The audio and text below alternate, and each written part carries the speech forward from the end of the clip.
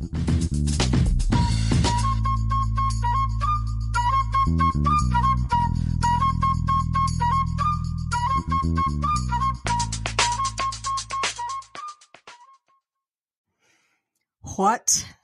and I cannot stress this enough, the heck is up with y'all? It's been just a short minute since I was here. I only took one weekend off. Y'all act like I have been gone forever, but I am here. I am back on the mic. The podcast is up and running. Here we go. Welcome back to the Bookcast. This is episode 63. And the Bookcast is my platform for sharing short fiction and updates on what I'm reading and writing. I am Danielle White. I'm the author of 12 contemporary Southern and romantic fiction novels featuring Black men and women. I'm also a big fan of books, so we usually begin with a book report, and then we talk about writing. I have finished my dessert project. Can you hear the smile in my voice? I'm done. That is a project I'm doing just for fun, for the love of writing, and we'll talk about it more in the writing update, but it gave what it was supposed to give. So for me, that's fanfiction. The story of Kate, a thriller-ish piece for the Poptober writing challenge at the fanfiction archive that I run, is complete. I'm working on a little post-Thanksgiving, pre-Christmas short, because the streets said they wanted something, and I'll be darned if I'm going to disappoint the streets. So I'll talk about that also in the writing update. But first, thank you for your support of this podcast, whether it's a message in my inbox, a tweet, a comment on my YouTube channel, harassment on Instagram Live, Nikki Reads, Ty, Kay, Raymond, everyone else. Y'all know who y'all is, Michelle. I'm here. Y'all better listen and comment. It does not go unnoticed. If you would like to offer more support, I beg of you. I don't beg, but honestly, please, if you would like, head to buymeacoffee.com/books by DL White. There you can offer a one-time or recurring monthly gift. I would be most grateful if you choose to do so. The other way you can support, besides retweeting, reposting, talking about the books that you have enjoyed, is to buy my books. booksbydlwhite.com/books has all of my titles available in whatever platform. I have them available in ebook, print, audio. It's all there. Purchasing directly from my store puts the monies directly into my pocket, like the next day instead of 60 days from now. And we like that a lot. If you prefer to buy them retail, though, all of my titles are available wherever ebooks are sold. They're also available via subscription sites like Everand, which is the new name for Scribd, and Kobo Plus. They're also available to request at your local library through Libby or Hoopla. You can order print through bookshop.org or request them at Resist Booksellers. I believe that is resistbooks.com or resistbooksellers.com. I don't know. Google Resist Booksellers and Demetrius's lovely face will pop up, and you can request them there. I don't really have any books on sale. I think Curl and Die is still on sale in audio for 99 cents. It's like a quarterly thing. Find a ways like, hey, what do you want to put on sale? And I'm like, this one. And they just leave it there for like the quarter. So if you still have not heard Leslie's Curl and Die and you don't own it and you don't want to get it from the library and you don't want to listen to it on Everand and you don't want to listen to it on Kobo and you didn't get it from me at my website where it is full price, you can still go to select retail sites and get it for 99 cents. I mean, if you want to just buy it, you can get it. I believe it's Chirp, Barnes & Noble, and Google Books, Google Audio. Yeah, Google Play is where it's on sale for 99 cents. So snatch it up. I also, in my last newsletter, talked about a nice benefit for Spotify premium members who like audiobooks. You get 15 free hours a month to listen to audiobooks. That's like 2 or 3 short books, half of a long book. I tested it out during the hashtag 7 to 7 readathon that we did last weekend. That was so enjoyable. I just loved a whole weekend just to like sack out and read books. That was awesome. And then like to have a community to check in with, what are y'all reading? I'm reading this and next is this, without feeling like I was a total slacker all weekend. Not that I ever care about being a slacker. I like to relax. I've actually already used up my hours for the month because I am an audiobook hound. If I've got a book going, it's probably in audio because I can do other things while I listen. So I've already used up my hours for the month during the readathon. It was a good time. It was a really good time. I think I got in like 1.5 books, which is nice. I'm already paying for Spotify, so I'll take it. A free audiobook. Gimme.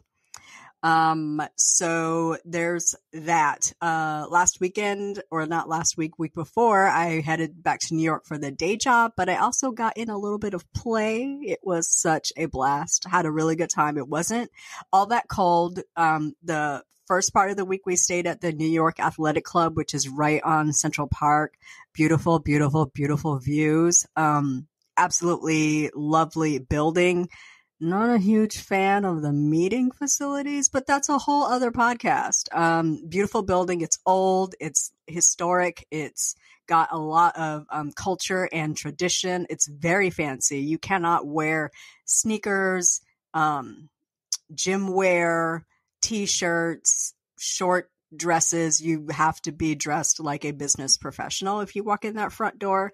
So I was actually very nervous, and I actually bought clothes to wear because typically when I go to these events, I'm support staff. So I can wear, like I can wear business casual, but I got my sneaks on because I'm running from one room to the other and upstairs and downstairs. And can you get this person and tell them lunch is running 15 minutes early? And I'm a runner. I'm a running person.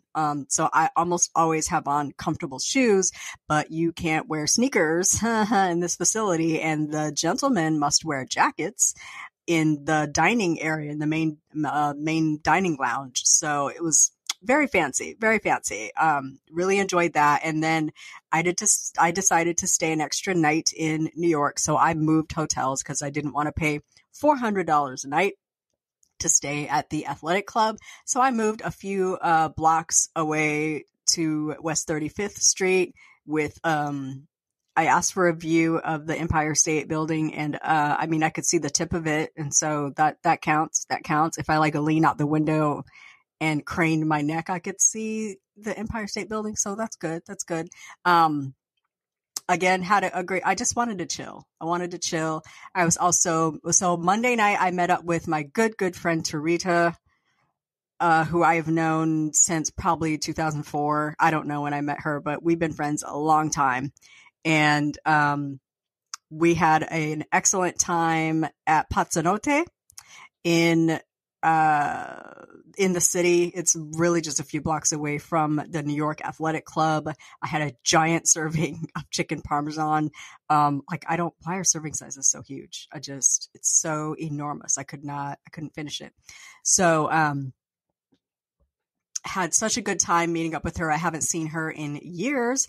And then on Thursday night, I got a chance to meet my fanfiction beta. I have a beta specifically for fanfiction.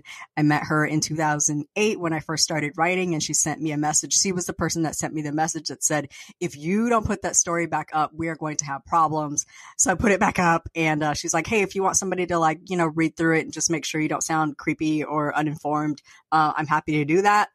And so we have been friends. We have gone from AOL Instant Messenger to email to, what other platform were we chatting on? I feel like we went to something before we moved to where we do Facebook Messenger, and we do Instagram Messenger and text. We could literally have 4 different conversations going on.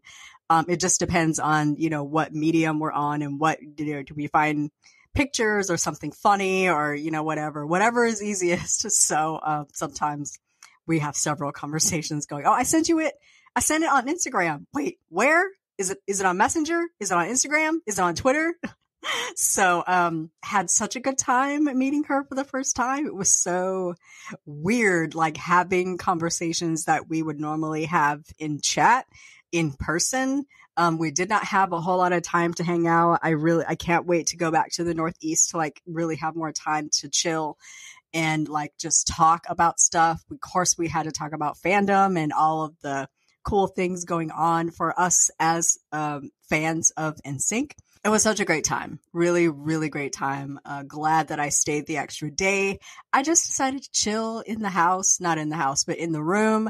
I ordered some Indian, so I had butter chicken and naan, garlic naan, and I watched Law and Order. It was just so relaxing. And then I flew out on Friday, and then I got home and jumped right into the readathon. So what a good week. What a really good week. So let's roll on to today's show. Sorry to ramble for so long about personal things, but today we will start with our book report as always, and then I'm going to talk about my dessert project and my little holiday short. Today is Saturday, November 18th. Where has the year gone? Why is the calendar in a hurry? What's happening? It is 9:01 a.m. I'm running early today, folks. It is sunny and 60 degrees in Atlanta. I have a microphone and I am ready to dig in. But first, and I actually do drink coffee during this break. Let's have some coffee.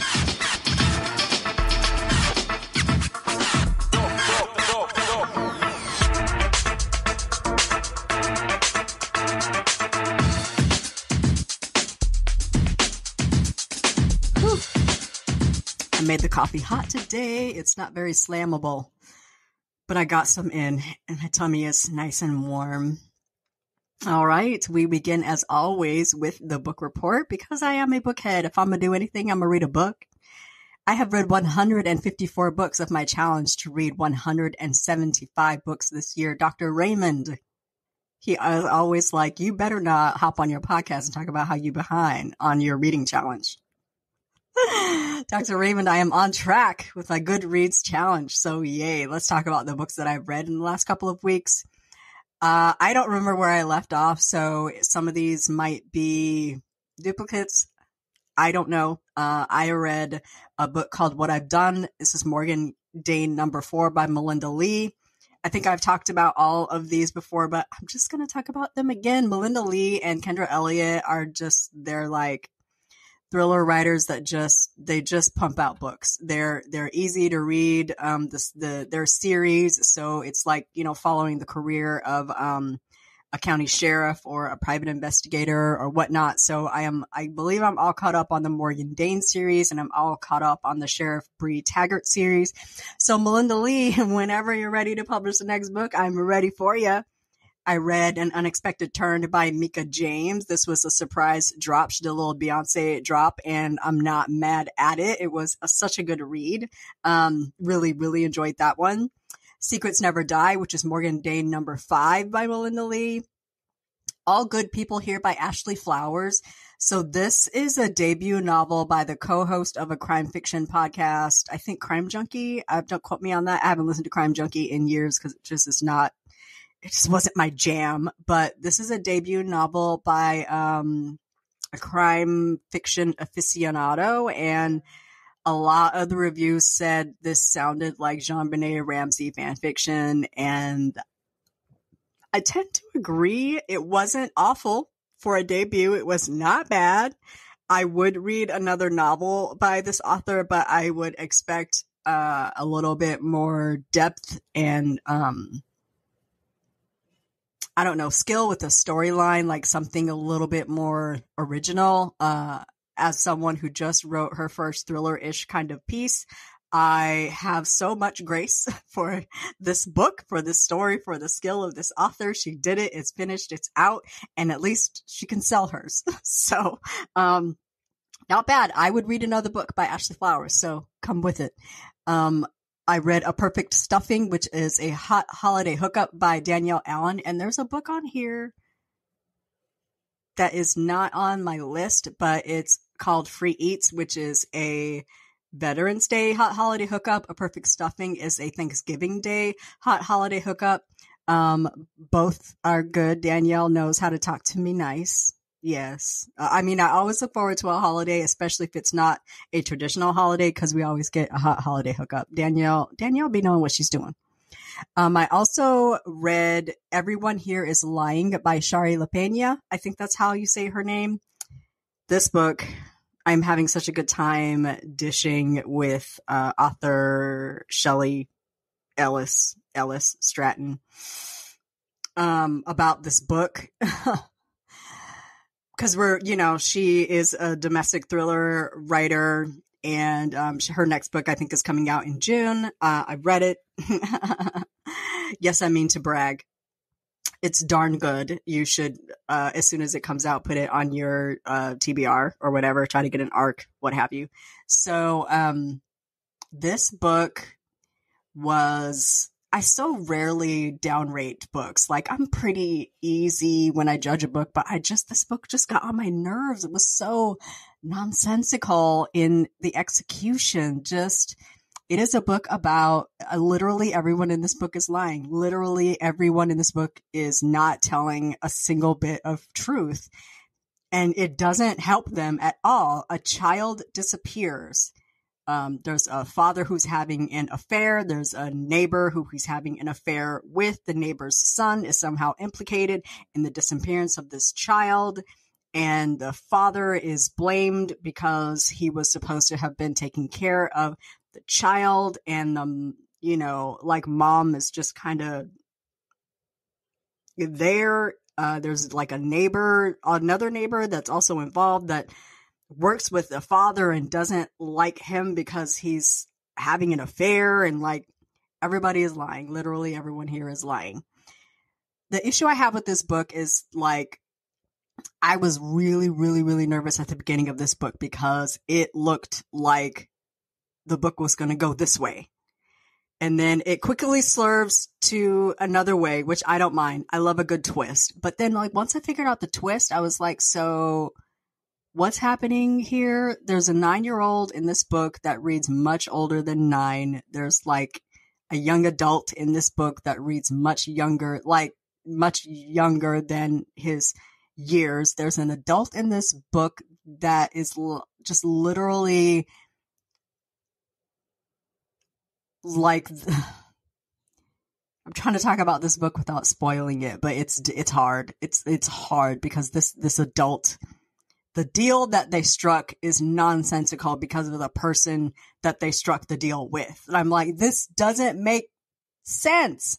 And then once they figure out what's really going on, the detective that quote unquote solves the case, like, is like flipping through some pictures and like one weird, odd thing stands out, and they're like, all of a sudden they're like, I know who did it. And like, what? Just the ending was like it wasn't a completely satisfying ending because you don't get your monologue of what happened and why, and like it was emotionally unsatisfying to me. I rated this one 2 stars, but I would read another Shari Lapena book. I'm just saying. A book I really, really super enjoyed and have to stand on the roof and shout about is Glory Be. It's a Glory Broussard mystery by Danielle Arsenault. This was so good. I listened to it in audio. It is voiced by the incomparable audiobook bae, Bonnie Turpin. It is so, so good. It is probably the closest you can get, the closest a cozy mystery gets to a suspense thriller novel or like a crime fiction novel. Cause it's technically a cozy because you don't see murder on the page and there's an amateur detective trying to solve the case. But there's so much like drama and character arc and story. There's so much story in this book. She just did a fabulous job with it. I really, really enjoyed it. It's very good. The next book doesn't come out till 2024, and I'm very sad about it, but I am going to keep an eye out for it on NetGalley because you know how I like my ARCs. I like to get an early copy, an early audio copy if I can get it. So, Glory Be by Danielle Arsenault, fantastic novel. I am currently reading Double Mocha Blues by Tayora Moody. If that name sounds familiar, it's because you really enjoy the Eugenia Patterson cozy mysteries. They're like bright yellow illustrated covers. So good. I love the Eugenia Patterson novels. This is a new series that Tayora is starting.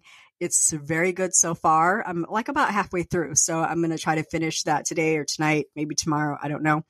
And pick up something new. I am thoroughly enjoying my cozy thriller suspense bend right now, but I'm getting ready to go into writing a romance. So I feel like I should pick up a couple of romances. I don't like to read thrillers while I'm writing romance, but I will. If I have read some romance before I start writing a romance, then I will like a little thriller, something with bite to it, something with like teeth to it can be my dessert. I'm weird that way. I treat myself for writing with reading. So, writing update, moving on, I finished The Story of Kate. This is my thrillerish fan fiction piece that I was writing for the Instinct Fiction Archive. That is a fan fiction archive that I own and operate. Our October/November challenge was called Poptober. It is celebrating one Christopher Allen Kirkpatrick with stories that pop. We have, I believe, 12 stories, 12 completed stories in the challenge. So I am super proud because we have gone from 1 to 2 stories a month to like a glut of new stories and updates. So I'm very happy. I'm very excited about that. I feel like so much movement in the fandom has brought people back. I've seen a lot of people coming back to the fandom, updating stories they had started and sort of lost the juice for. Seeing the guys active again really has revved up the engines, and I'm excited about it. So I finished Story of Kate. It ended up being 18 chapters. It's a prologue, 18 chapters, and an epilogue. I think it turned out really well. Like, is it something I could publish? No, it's not that good. It's worse than the John Benet Ramsey fan fiction. It's worse than Everyone Here Is Lying. But I am proud of myself because I did it. I stepped way out of my comfort zone. Well, not way out of my comfort zone because there are 2 love scenes in this book. And but like fan fiction is typically where I go to spread my wings, where I can spread out because it's a safe space and there is no way that I can sell it. So I feel the freedom to write the way that I want to write in a way that I know people are looking for. Really, really enjoyed writing it. It's very scary how much I enjoyed being in Kate's mind.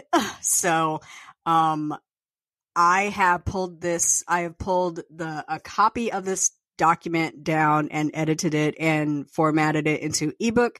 You can pick up a copy of that at booksbydllwhite.com/freebies, where I have extended samples of my books in audio. I also have anything that I have listed for free, which is a couple of free books like Anonymous, which is my interracial New Year's Eve novella that's up, and then some of the fan fiction novels that are like novel or novella length that I'm really proud of. They are not really edited, so read with your heart and not your grammar brain. But they're up and they're in ebook format to make them a little bit easier to read, more bingeable. A few that I'm really proud of are A Misadventure in Cloudcroft, Celebrity, All I Want to Do is like my magnum opus. That's like my first really long novel length fic. And All I Want to Do is the precursor to Story of Kate. I took the characters from All I Want to Do and just planted them into the Story of Kate, so I didn't have to build a whole new universe for these characters. So that's now linked at booksbydllwhite.com/freebies. And if you read it, I hope you enjoy. So up next is a little holiday short. I was going to try to do a Thanksgiving short, but I finished Story of Kate kind of late. I want to let my brain rest a little bit. And then I actually forgot Thanksgiving was next week and not like 2 weeks from now. So I do have some time off next week. So I'm going to try to hammer out a lot, and we'll see what I can get done before Christmas. It's going to be like a post-Thanksgiving, pre-Christmas joint. It's going to be set in Potter Lake, so I don't have to invent a whole new world for this book. And what I want to kind of do is set the scene for the next book in the series. I want to sort of set the scene for Still I Rise instead of jumping direct into that. Sort of what I've done with Beach Thing, where Elysium sets the scene for the next book in the Black Diamond Romance series. I want to let this next short set the scene for Still I Rise, which is going to be Potter Lake Book 4. So I think like little by little, I am learning how to do series. I wish like I read a lot of books and listen to a lot of podcasts on how to write a series, but none of it really sinks in until I do it. I have to put my hands on it. I have to get lost and find my way out and do it my own way. So I will give updates as this story goes. Expect it to be short and steamy. I think second time around is about 8 chapters, and I feel like you're probably going to get about 8 to 10 chapters out of this, like maybe 12 chapters. My plan is 12 chapters, so we'll see how that works. I have names. I have a general storyline that I'm not really going to share quite yet, but I hope it'll be good, and I'm planning to enjoy myself writing it. I will, of course, update next week. I will be back next week. I work Monday and Tuesday, and then I'm off Wednesday through Friday, so I have no excuse to not be reading and writing. So that's what I'm going to be doing this weekend, this week, reading, writing, enjoying myself, relaxing. I honestly still need to unpack from New York. I need to do laundry and wash my hair. So I need to pick out a good audiobook to go along with all of that activity. That brings us to the end of today's episode. Thank you so much for joining me for another episode of the Bookcast. I was so happy to have you here. I will be back next week with a reading update and a writing update. Please enjoy this weekend. Have a superlative week, and we will chat again next weekend. Bye-bye.